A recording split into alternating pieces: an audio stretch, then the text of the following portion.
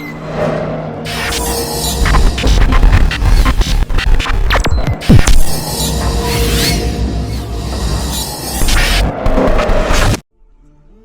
اللہ الرحمن الرحیم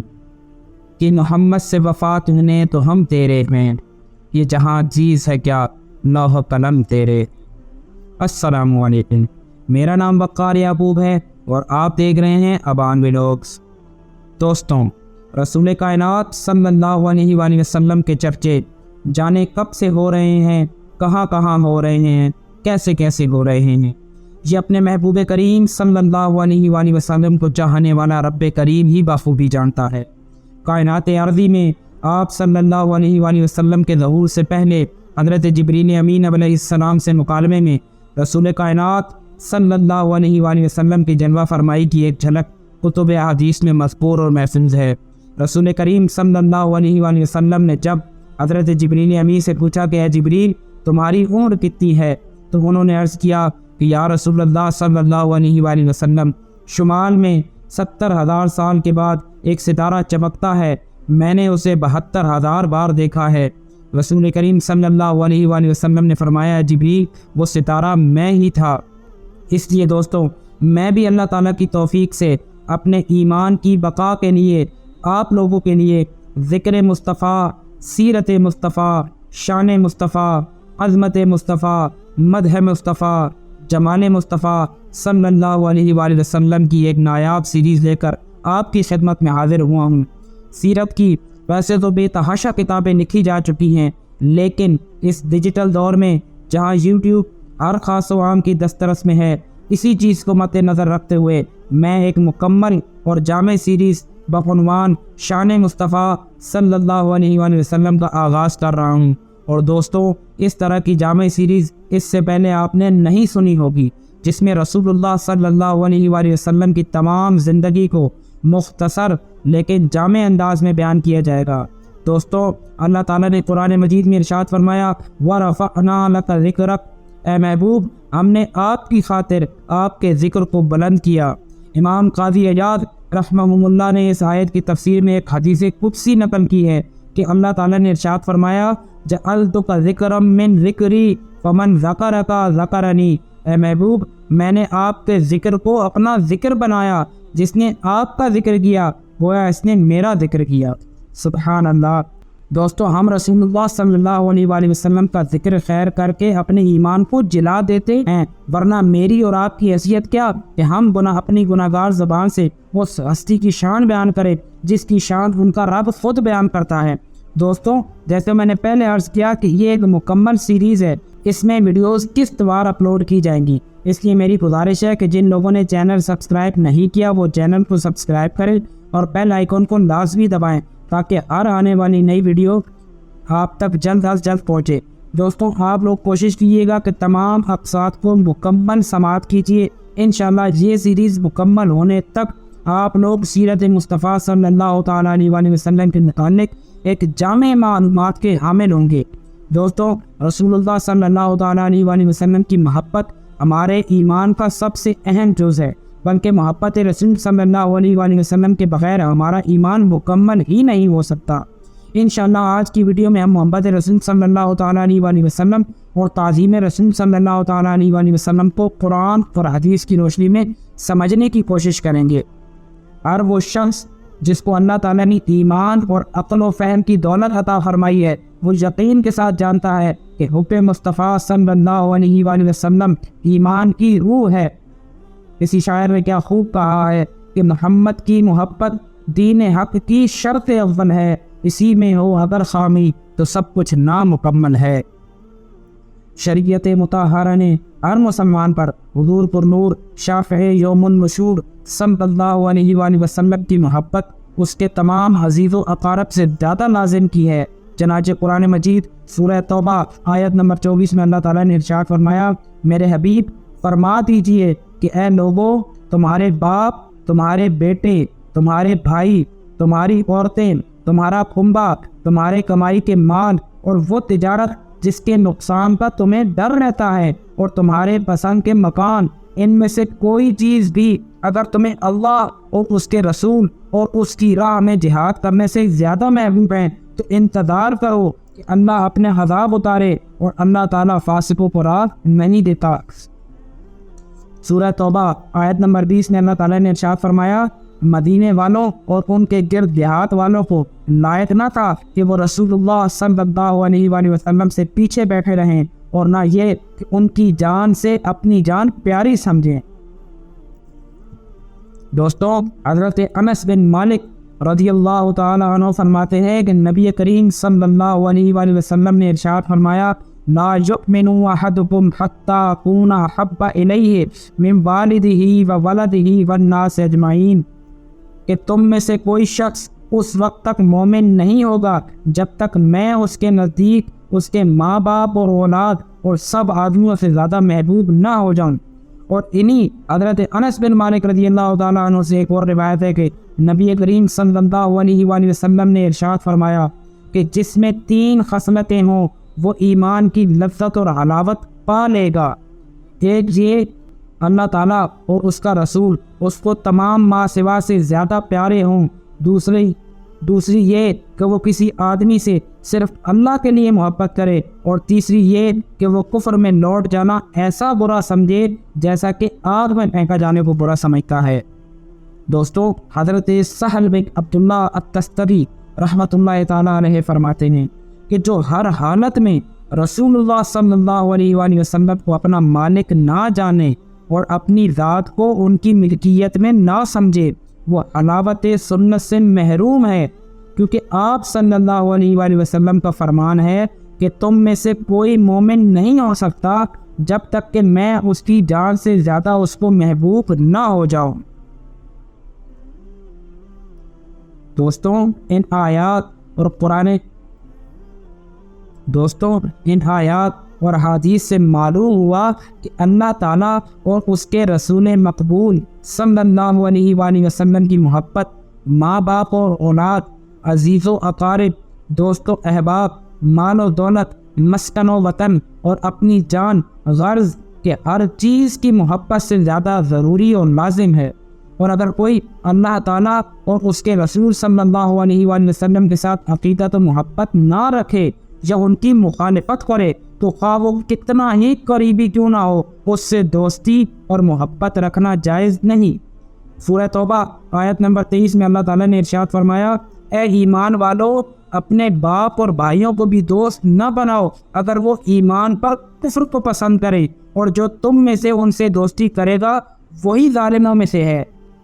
دوستوں، اسی طرح سورۃ المجادلہ آیت نمبر 22 میں اللہ تعالیٰ نے ارشاد فرمایا کہ تم نہ پاؤ گے انہیں جو ایمان لاتے ہیں اللہ تعالیٰ پر اور قیامت کے دن پر کہ محبت کرے ان سے جنہوں نے اللہ اور اس کے رسول کی مخالفت کی، اگرچہ وہ ان کے باپ یا بیٹے یا بھائی یا عزیز ہی کیوں نہ ہوں۔ یہی وہ لوگ ہیں جن کے دلوں میں اللہ تعالیٰ نے ایمان نقش فرما دیا، اور اللہ تعالیٰ نے اپنی طرف کی روح سے ان کی مدد فرمائی، اور ان کو داخل کرے گا باغوں میں جن کے نیچے نہریں بہتی ہیں، ہمیشہ ان میں رہیں گے۔ راضی ہو گیا اللہ ان سے اور وہ راضی ہو گئے اللہ سے، یہی لوگ اللہ کا گروہ ہے۔ آگاہ ہو جاؤ، بے شک اللہ ہی کی جماعت فلاح پانے والی ہے۔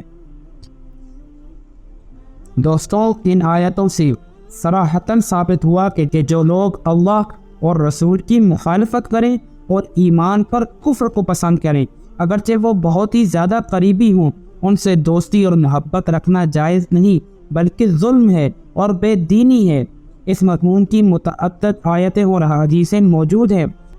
جب یہ معلوم ہو گیا کہ ایمان اور نجات کا دار و مدار حضور سید عالم صلی اللہ علیہ وآلہ وسلم کی محبت ہے،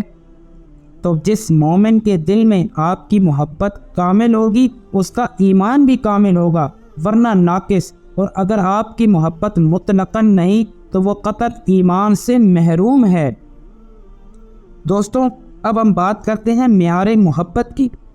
کہ محبت کا معیار کیا ہے۔ اس سلسلے میں بعض حضرات کا مسلک تو یہ ہے کہ محبت کا معیار محبوب کی اتباع اور اس کی پیروی ہے، کیونکہ محب محبوب کا مطیع اور متبع ہوتا ہے۔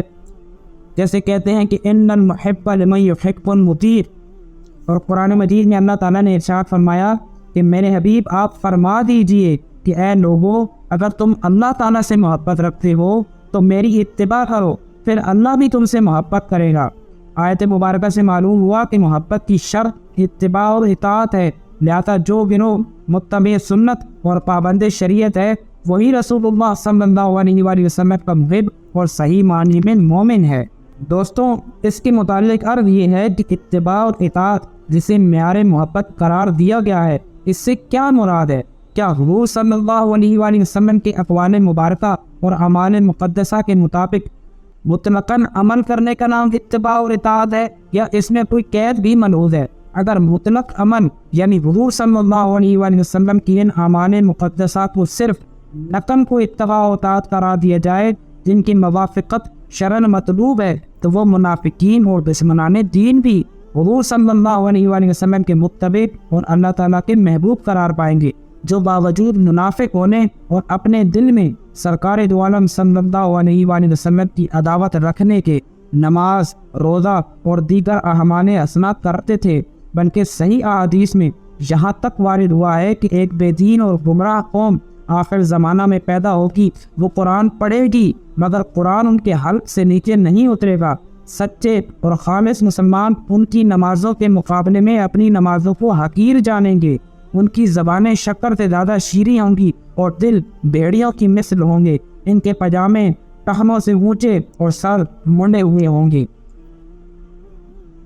ایسی صورت میں اس ظاہری اتباع اور سنت اور سنن کریمہ کی نقل کو کیوں کر معیار محبت اور دلیل ایمان قرار دیا جا سکتا ہے؟ یہ تو میری ناکامی ہے جو کسی حال میں بھی محمود اور مستحسن نہیں ہو سکتی۔ اس لیے ضروری ہے کہ اتباع اور اطاعت کے معنی پر غور کیا جائے اور صحیح معیار محبت تلاش کرنے کی کوشش کی جائے۔ دوستوں، اللہ تعالیٰ نے قرآن مجید میں فَاتَّبِعُونِی یُحْبِبْکُمُ اللَّہ فرما کر یہ ہمیں بتا دیا کہ اتباع رسول صلی اللہ علیہ وآلہ وسلم کا نتیجہ اللہ تعالیٰ کی محبوبیت ہے۔ محبوب کا دشمن کبھی محبوب نہیں ہو سکتا، پھر اللہ تعالیٰ کے محبوب کا دشمن اللہ تعالیٰ کا محبوب کیوں کر ہو سکتا ہے؟ ثابت ہوا کہ اس آیت کریمہ میں اتباع کے معنی محبت رسول کے بغیر صرف ان کے سنن کریمہ کی نقل کرنا نہیں، بلکہ فَاتَّبِعُونِی کے معنی یہ ہے کہ حبیب خدا صلی اللہ علیہ وآلہ وسلم کی محبت کے نشے میں مخبول اور ان کی الفت کے جذبات سے معمور ہو کر بتقاضۂ الفت و محبت ان کی اداؤں کے سانچے میں ڈھل جاؤ گے، تم بھی محبوب اور پیارے ہو جاؤ گے۔ یہ اتباع قطعاً حضور صلی اللہ علیہ وآلہ وسلم کی محبت کی دلیل ہے۔ دوستو، آئیں معیار محبت تلاش کریں۔ حضرت ابو درداء رضی اللہ تعالیٰ عنہ فرماتے ہیں کہ رسول اللہ صلی اللہ علیہ وآلہ وسلم نے ارشاد فرمایا، حبک شیء یعمی و یحسن، یعنی کسی چیز کی محبت تمہیں اندھا اور بہرا بنا دیتی ہے۔ کیا مطلب ہے اس حدیث کا؟ کہ حضور صلی اللہ علیہ وآلہ وسلم نے ارشاد فرمایا کہ اے انسان، جب کسی سے محبت ہو جاتی ہے تو وہ محبت اس کو محبوب کا عیب دیکھنے سے اندھا اور محبوب کا عیب سننے سے بہرا کر دیتی ہے۔ اس حدیث مبارکہ سے روز روشن کی طرح ثابت ہو گیا کہ محبت کی ناقابل تردید دلیل اور صحیح معیار یہ ہے کہ مدعی محبت کی آنکھ اور کان محبوب کا عیب دیکھنے اور سننے سے پاک ہو۔ عقل سلیم کے نزدیک بھی محبت کا صحیح معیار یہی ہے، کیونکہ محبت کا مرکز و حسن و جمال ہے۔ یہ ممکن ہی نہیں کہ محبت والی آنکھ کو محبوب کی ذات میں کوئی عیب نظر آئے، اور اگر کسی کو محبوب میں عیوب و نقائص نظر آتے ہیں تو وہ اپنے دعوی محبت میں جھوٹا ہے۔ محبت والی آنکھ کو واقعی عیب نظر نہیں آتا، اور حضور صلی اللہ علیہ وآلہ وسلم تو بے عیب ہیں۔ حضرت حسان بن ثابت رضی اللہ تعالیٰ عنہ حضور صلی اللہ علیہ وآلہ وسلم کے بارے میں عرض کرتے ہیں، وَأَحْسَنْ مِنْكَ لَمْ تَرَقْتُ عَيْنِي وَأَجْمَلُ مِنْكَ لَمْ تَلِدِ النِّسَاءُ خُلِقْتَ مُبَرَّأً مِنْ كُلِّ عَيْبٍ كَأَنَّكَ قَدْ خُلِقْتَ كَمَا تَشَاءُ۔ یا رسول اللہ، میری آنکھ نے آپ سا حسین و جمیل اور کوئی نہیں دیکھا، کیونکہ آپ سا حسین و جمیل کسی ماں نے جنا ہی نہیں۔ آپ تو ہر عیب سے پاک پیدا کیے گئے ہیں، گویا کہ آپ ایسے پیدا کیے گئے ہیں جیسا کہ آپ خود چاہتے ہیں۔ دوستوں، ثابت ہوا کہ حضور صلی اللہ علیہ وآلہ وسلم بے عیب ہیں، اور جسے بے عیب میں عیب نظر آئے اس کا دعوی محبت کیوں کر درست ہو سکتا ہے؟ دوستوں، اب سمجھتے ہیں کہ علامات محبت کیا ہیں۔ جیسا کہ میں نے آپ کو پہلے عرض کیا کہ ایمان کا دار و مدار حضور صلی اللہ علیہ وآلہ وسلم کی محبت پر ہے، اور محبت کی علامتوں میں سے ایک یہ بھی ہے کہ محب اپنے محبوب کا کثرت سے ذکر کرتا ہے۔ چنانچہ رسول اللہ صلی اللہ علیہ وآلہ وسلم ارشاد فرماتے ہیں، من احب شیئا اکثر ذکرہ، کہ جس کو جس چیز سے محبت ہوتی ہے وہ اکثر اسی کا ذکر کرتا ہے۔ بس جس کو حضور صلی اللہ علیہ وآلہ وسلم سے جتنی زیادہ محبت ہوگی وہ اتنا ہی کثرت سے آپ کا ذکر کرے گا۔ معلوم ہوا کہ آپ کا کثرت سے ذکر کرنا تقاضائے محبت اور ایمان ہے۔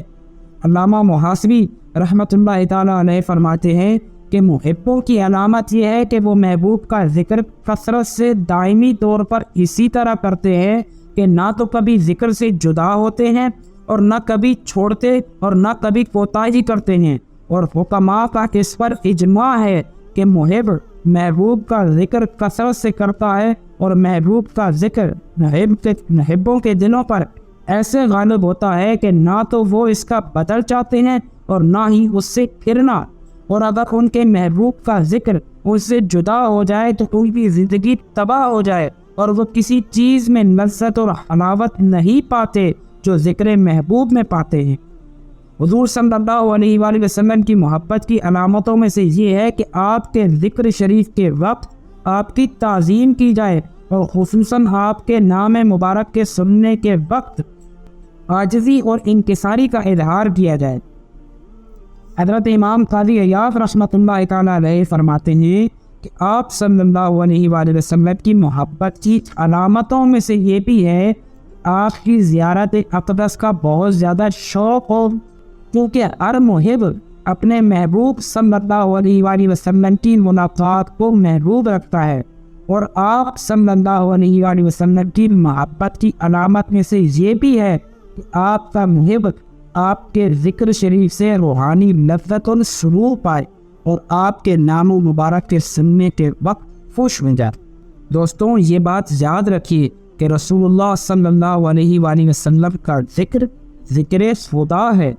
حدیث قدسی سنا رہا ہوں آپ کو کہ اللہ تعالیٰ نے ارشاد فرمایا، میں نے ایمان کا مکمل ہونا اس بات پر موقوف کر دیا ہے کہ اے محبوب میرے ذکر کے ساتھ تمہارا ذکر بھی ہو، اور میں نے تمہارے ذکر کو اپنا ذکر ٹھہرا دیا ہے، پس جس نے تمہارا ذکر کیا اس نے میرا ذکر کیا۔ حضرت ابو سعید خدری رضی اللہ تعالیٰ عنہ فرماتے ہیں کہ رسول اللہ صلی اللہ تعالیٰ علیہ وآلہ وسلم نے ارشاد فرمایا، میرے پاس جبریل آئے اور کہا، بے شک آپ کا رب فرماتا ہے کہ اے حبیب تمہیں معلوم ہے کہ میں نے تمہارا ذکر کیسے بلند کیا؟ میں نے عرض کیا، اللہ خوب جانتا ہے۔ فرمایا کہ جب میرا ذکر ہوگا تو میرے ذکر کے ساتھ تمہارا ذکر بھی ہوگا۔ دوستوں، قرآن مجید میں اللہ جل شانہ کے ذکر کے ساتھ ذکر رسول صلی اللہ علیہ وآلہ وسلم کے جلوے سنیے۔ دوستوں، قرآن مجید میں اللہ تعالیٰ نے جس جگہ اپنا ذکر فرمایا، ساتھ ہی رسول اللہ صلی اللہ علیہ وآلہ وسلم کا ذکر اپنے ذکر کے ساتھ ملا کر فرمایا۔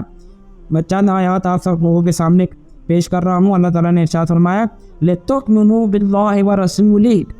آمِنُوا بِاللَّهِ وَرَسُولِهِ وَالَّذِينَ آمَنُوا بِاللَّهِ وَرَسُولِهِ إِنَّمَا الْمُؤْمِنُونَ الَّذِينَ آمَنُوا بِاللَّهِ وَرَسُولِهِ أَطِيعُوا اللَّهَ وَأَطِيعُوا الرَّسُولَ أطيعوا الله ورسوله ومن يطيع الله ورسوله ويطيعون الله ورسوله وإن يطيعوا الله ورسوله استجيبوا لله وللرسول ومن يعص الله ورسوله إن الذين يؤذون الله ورسوله براءة من الله ورسوله وعذاب من الله ورسوله من دون الله ولا رسوله إنه من يحادد الله ورسوله إن الذين يحادون الله ورسوله الذين يحاربون الله ورسوله ولا يحرمون ما حرم الله ورسوله قل الأنفال لله والرسول فردوه إلى الله ورسوله ومن يشاقق الله ورسوله ذلك بأنهم شاقوا الله ورسوله ما آتاهم الله ورسوله سيؤتينا الله من فضله ورسوله إنهم كفروا بالله ورسوله أغناهم الله ورسوله فأن لله خمسه وللرسول الذين كذبوا الله ورسوله وسيرى الله عملكم ورسوله وعباده إلى الله ورسوله أن يحيث الله عليهم ورسوله وصدق الله ورسوله إن كنتن تردن الله ورسوله ومن يقنط منكن لله ورسوله إذا قضى الله ورسوله لا تقدموا بين يدي الله ورسوله وينصرون الله ورسوله ولله العزة ولرسوله ما بعدنا الله ورسوله ومن يعص الله ورسوله اطعنا الله واطعنا الرسول۔ دوستوں یہ چند آیات میں نے حصول برکت کے لیے آپ کے سامنے پیش کیے۔ یہ وہ آیات ہیں کہ جب اللہ تعالیٰ نے اپنا ذکر فرمایا تو ساتھ ہی اپنے حبیب کا ذکر فرمایا، کیونکہ حدیث کرسی میں نے ابھی آپ کے سامنے پڑھی تھی کہ اللہ تعالیٰ نے فرمایا کہ جب جب میرا ذکر کیا جائے گا اے محبوب آپ کا بھی ذکر میرے ساتھ کیا جائے گا۔ دوستوں حضرت کعب احبار صحابی رسول ہیں، وہ ارشاد فرماتے ہیں کہ آدم علیہ السلام اپنے بیٹے شیث علیہ السلام کی طرف متوجہ ہوئے اور فرمایا اے میرے بیٹے تم میرے بعد میرے خلیفہ ہو، پس خلافت کو تقوی کے تاج اور محکم یقین کے ساتھ پکڑے رہو، اور جب تم اللہ کا ذکر کرو تو اس کے متصل نام محمد صلی اللہ علیہ وآلہ وسلم کا ذکر کرو، کیونکہ میں نے ان کا نام عرش کے ستونوں پر لکھا ہوا دیکھا ہے جبکہ میں روح اور مٹی کے درمیان تھا۔ پھر میں نے تمام آسمانوں پر نظر کی تو مجھے کوئی جگہ ایسی نظر نہیں آئی جہاں نام محمد صلی اللہ علیہ وآلہ وسلم لکھا ہوا نہ ہو، اور میرے رب نے مجھے جنت میں رکھا تو میں نے جنت کے ہر محل اور ہر بالا خانے اور برآمدے پر اور تمام گھوڑوں کے سینوں پر اور جنت کے تمام درختوں کے پتوں پر اور شجر طوبہ اور سدرۃ المنتہا کے پتوں پر اور پردوں کے کناروں پر اور فرشتوں کی آنکھوں کے درمیان نام محمد صلی اللہ علیہ وآلہ وسلم لکھا ہوا دیکھا ہے، لہذا تو کثرت سے ان کا ذکر کیا کر، کیونکہ فرشتے ہر وقت ان کے ذکر میں مشغول رہتے ہیں۔ دوستوں امید ہے ان آیات احادیث اور اقوال سے آپ محبت، علامات محبت اور معیار محبت کو سمجھ گئے ہوں گے، اور ساتھ میں یہ بھی جان لیا کہ رسول اللہ صلی اللہ تعالیٰ علیہ وآلہ وسلم کی محبت فرض عین ہے۔ دوستوں اب ہم بات کرتے ہیں تعظیم رسول کی، کہ رسول اللہ صلی اللہ تعالیٰ علیہ وآلہ وسلم کی تعظیم کیا ہے۔ تو یاد رکھیے کہ جس طرح حضور صلی اللہ علیہ وآلہ وسلم کی محبت مدار ایمان بلکہ اصل ایمان ہے، اسی طرح آپ صلی اللہ علیہ وآلہ وسلم کی تعظیم بھی فرض عین ہے، بلکہ تمام فرائض کی اصل ہے، اور آپ کی ادنا توہین یا تکذیب کفر ہے۔ اللہ تعالیٰ نے سورہ فتح آیت نمبر 9 میں ارشاد فرمایا اِنَّا أَرْسَلْنَاكَ شَاهِدًا وَمُبَشِّرًا وَنَذِيرًا لِتُؤْمِنُوا بِاللَّهِ وَرَسُولِهِ وَتُعَزِّرُوهُ وَتُوَقِّرُوهُ وَتُسَبِّحُوهُ بُكْرَةً وَأَصِيلًا۔ اے نبی بے شک ہم نے تمہیں بھیجا شاہد و بشیر اور نذیر بنا کر، تاکہ اے لوگوں تم اللہ اور اس کے رسول پر ایمان لاؤ اور رسول کی تعظیم اور توقیر کرو اور صبح و شام اللہ کی پاکی بولے۔ دوستوں اس آیت کریمہ میں 3 باتوں کا حکم دیا گیا ہے۔ اول اللہ اور اس کے رسول صلی اللہ علیہ وآلہ وسلم پر ایمان لانا، 2 حضور صلی اللہ علیہ وآلہ وسلم کی تعظیم اور توقیر کرنا، اور 3 تسبیح یعنی اللہ کی عبادت کرنا۔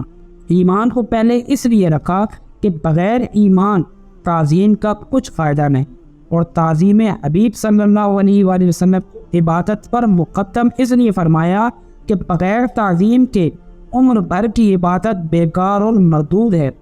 سورہ اعراف اور آیت نمبر 157 میں اللہ تعالیٰ نے ارشاد فرمایا پس جو اس یعنی رسول اللہ صلی اللہ علیہ وآلہ وسلم پر ایمان لائیں اور اس کی تعظیم کریں اور اس کی مدد کریں اور اس کے نور کی اتباع کریں جو اس کے ساتھ اترا، وہی فلاح پانے والے ہیں۔ اس آیت کریمہ میں بھی وہی ترتیب جمیل ہے، اول ان پر ایمان، 2 ان کی تعظیم، اور 3 ان کے دین کی نصرت اور قرآن کریم کی اتباع۔ ثابت ہوا کہ ایک مومن پر ایمان لاتے ہی حضور صلی اللہ علیہ وآلہ وسلم کی تعظیم اور توقیر فرض ہو جاتی ہے، اور اگر اس تعظیم میں فرق آ جائے تو سارے اعمال برباد ہو جاتے۔ اللہ تعالیٰ نے ارشاد فرمایا اے ایمان والو اپنی آوازیں نبی کریم صلی اللہ علیہ وآلہ وسلم کی آواز سے اونچی نہ کرو،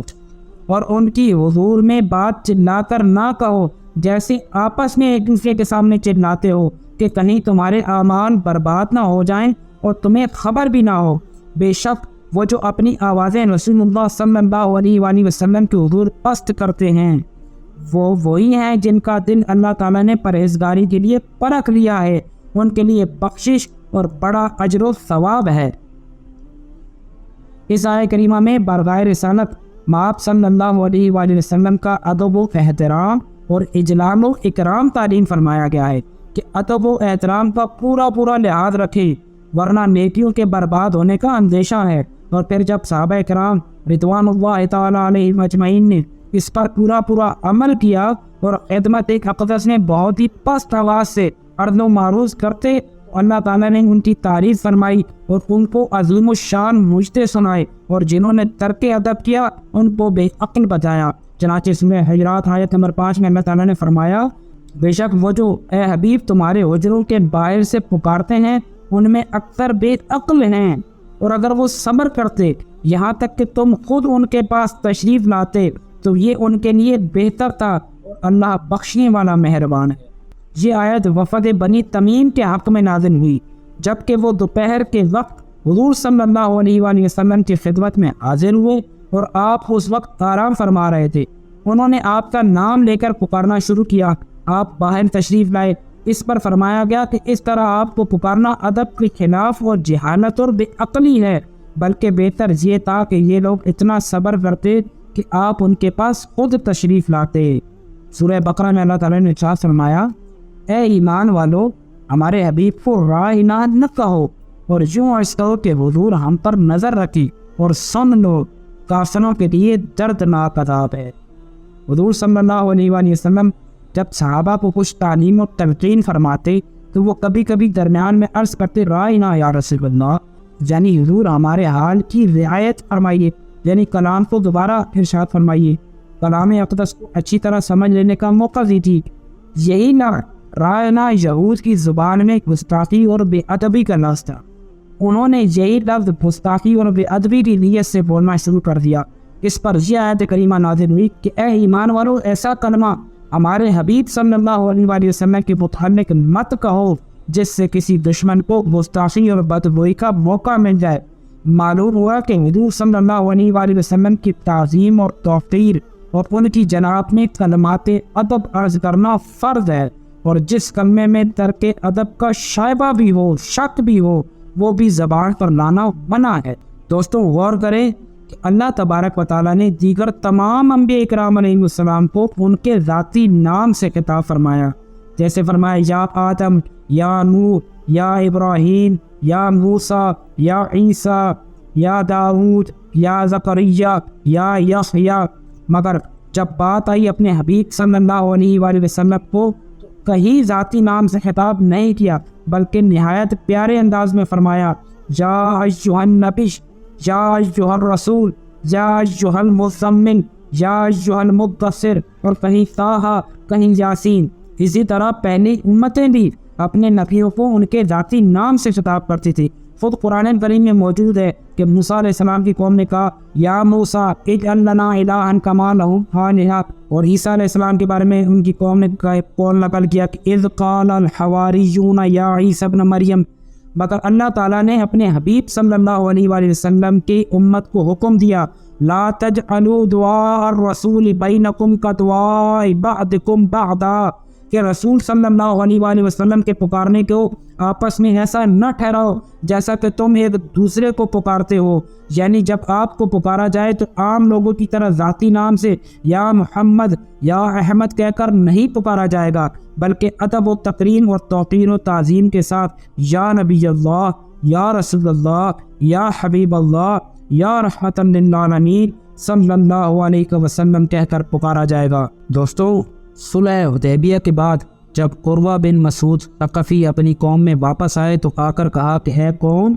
خدا کی قسم مجھے بادشاہوں کے دربار میں جانے کا اتفاق ہوا، اور میں نے کیسر و کسریٰ اور نجاشی کے دربار بھی دیکھے ہیں، خدا کی قسم میں نے ہرگز کسی بادشاہ کو نہیں دیکھا کہ اس کے اصحاب اس کی تعظیم اتنی کرتے ہوں جتنی تعظیم اصحاب محمد صلی اللہ علیہ وآلہ وسلم کی کرتے ہیں۔ واللہ وہ ریٹھ یا تھوک یا بلغم نہیں پھینکتے مگر وہ ان میں سے کسی نہ کسی کے ہاتھ پر ہوتی ہے، اور وہ اس کو اپنے بدن اور منہ پر مل لیتا ہے، اور جب کوئی حکم کرتے ہیں تو وہ تعمیل کرنے میں ایک دوسرے پر سبقت لے جانے کی کوشش کرتے ہیں، اور جب وہ وضو کرتے ہیں تو وضو کے پانی پر وہ اس طرح ٹوٹ پڑتے ہیں کہ ایسا معلوم ہوتا ہے کہ آپس میں لڑ مڑیں گے، اور جب وہ بات کرتے ہیں تو سب اپنی آوازیں پست کر لیتے ہیں، اور ان کی تعظیم اور توقیر کی وجہ سے کوئی ان کی طرف تیز نگاہی سے نہیں دیکھ سکتا۔ انہوں نے تم پر رشد و ہدایت کا کام پیش کیا ہے، تم اس کو قبول کرو۔ اس ایک روایت سے ہی اندازہ ہو سکتا ہے کہ صحابہ کرام نبی کریم صلی اللہ علیہ وآلہ وسلم کی کس قدر تعظیم اور توقیر کرتے تھے۔ دوستوں، امام قاضی عیاض نے شفا شریف میں فرمایا، جان لو بے شک نبی کریم صلی اللہ علیہ وآلہ وسلم کی عزت اور حرمت اور آپ کی تعظیم اور توقیر آپ کی وفات کے بعد بھی اسی طرح لازم اور ضروری ہے جس طرح آپ کی ظاہری حیات میں ضروری اور لازم تھی۔ اس کا اظہار خصوصاً آپ کے ذکر مبارک اور آپ کی حدیث شریف کی تلاوت اور آپ کی سنت اور آپ کے نام مبارک اور آپ کی سیرت طیبہ کے سننے کے وقت ہونا چاہیے۔ ثابت ہوا کہ حضور صلی اللہ علیہ وآلہ وسلم کی تعظیم اور توقیر عین ایمان بلکہ روح ایمان ہے۔ دوستوں، اس پرفتن دور میں جبکہ لوگوں کے دلوں سے حضور سید عالم صلی اللہ علیہ وآلہ وسلم کی محبت اور عظمت نکلتی جا رہی ہے، نہایت ضروری اور لازم ہے کہ مسلمانوں کے قلوب میں آپ کی سچی محبت اور عقیدت اور عزت اور عظمت کو اجاگر کیا جائے۔ دوستو، یاد رکھیے رسول اللہ صلی اللہ علیہ وآلہ وسلم کا ذکر عین عبادت ہے۔ خود رسول اللہ صلی اللہ تعالیٰ علیہ وآلہ وسلم نے ارشاد فرمایا، ذکر انبیاء عبادت ہے اور ذکر صالحین گناہوں کا کفارہ ہے۔ جب انبیاء اور اولیاء کا ذکر عبادت اور گناہوں کا کفارہ ہے تو حضور سید الانبیاء والمرسلین حبیب رب العالمین حضرت محمد مصطفیٰ صلی اللہ علیہ وآلہ وسلم کا ذکر کس درجے کی عبادت اور کس قدر باعث رحمت اور برکت اور کفارہ سیئات ہوگا۔ بلا شبہ آپ کا ذکر مبارک سرمایہ ایمان اور تسکین دل و جان ہے۔ دوستوں، اسی مبارک مقصد کے پیش نظر اس گناہگار بندے نے یہ یوٹیوب سیریز شروع کی ہے۔ اگرچہ مجھے اپنی کم علمی اور بے بضاعتی کا پورا احساس اور اعتراف ہے، بھلا میں کہاں گناہگار اور کہاں وہ سردار انبیاء صلی اللہ علیہ وآلہ وسلم کی عظمت اور شان کا بیان، مگر دور حاضر کے بعض بے ادب اور گستاخ افراد جو توحید اور اسلام کے آڑے لے کر مسلمانوں کے دلوں سے انبیاء اور اولیاء کی عظمت کو دور کرتے رہے ہیں، ان کے ناپاک ارادوں اور خطرناک سازشوں سے باخبر ہو کر میرے دل میں درد و احساس پیدا ہوا، تو میں نے اللہ تعالیٰ کی رحمت پر نظر رکھتے ہوئے کمر ہمت باندھی اور یہ یوٹیوب کی ویڈیو سیریز کا سلسلہ شان مصطفیٰ صلی اللہ تعالیٰ علیہ وآلہ وسلم شروع کیا۔ مجھے اللہ تعالیٰ کے فضل و کرم سے امید کامل ہے وہ حضور صلی اللہ علیہ وآلہ وسلم کی اس ذکر جمیل سے انشاءاللہ مومنوں کے دل نور ایمان اور ارحام سے جگمگا اٹھیں گے اور انہیں اطمینان اور سرور حاصل ہوگا، اور منکرین عظمت شان مصطفیٰ صلی اللہ علیہ وآلہ وسلم کی کوئی گمراہ کن تقریر یا تحریر ان پر اثر انداز نہیں ہوگی۔ اللہ تعالیٰ سے دعا ہے کہ وہ بطفیل اپنے حبیب صلی اللہ علیہ وآلہ وسلم میری اس کوشش کو قبول فرما کر مسلمانوں کے لیے مفید اور نفع بخش اور میرے گناہوں کا کفارہ بنائے، اور قیامت کے دن اپنے حبیب صلی اللہ علیہ وآلہ وسلم کے ثنا خانوں میں میرا حشر فرمائے۔ آمین۔